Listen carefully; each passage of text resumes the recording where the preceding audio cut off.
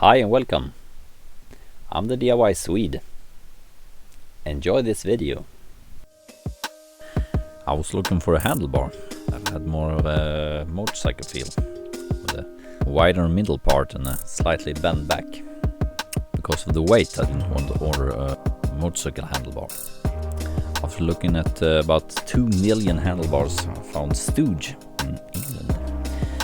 That was just right for me.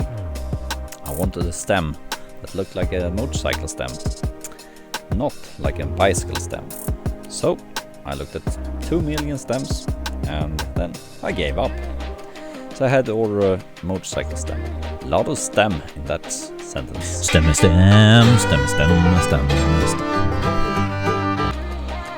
As usual, the motorcycle parts and the bicycle parts didn't fit, so I had to drill them out. Later on, when I changed my back wheel to a wide one, I had to adjust the ride height, and then the fork legs came just a little bit too short. So I had to fix that in the future. I wanted a big beefy front fork that would handle a 29. So you guessed it, I was looking at 2 million front forks. Finally I found one on eBay. It says Evo Silver Fat Bike Double Crown Fork 333. I ordered a 1 1/8, but somehow I got a 1 inch and 2 right legs. They promised to send me a new one, but then Corona struck hard about a year ago and they stopped answering my emails. So I had to convert my 1 inch to 1 1/8 because I couldn't find any conversion kits.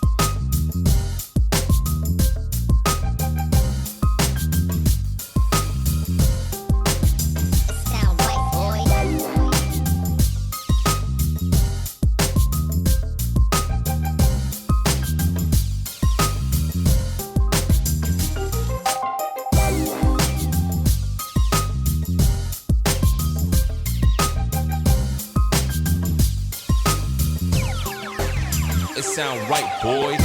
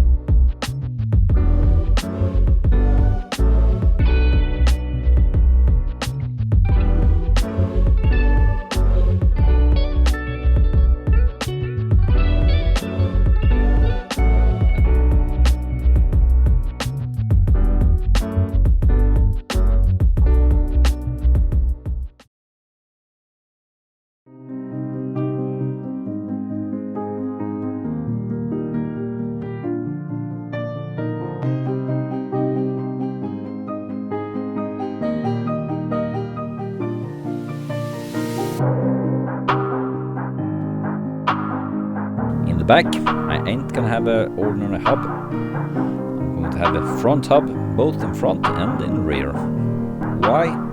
Because I couldn't find a rear hub with freewheel that could manage the instant torque. So it's hardwired from the motor, and a simple internal freewheel from the pedals. But then I had to do a spacer to get the cog to go outside the tire because of the width.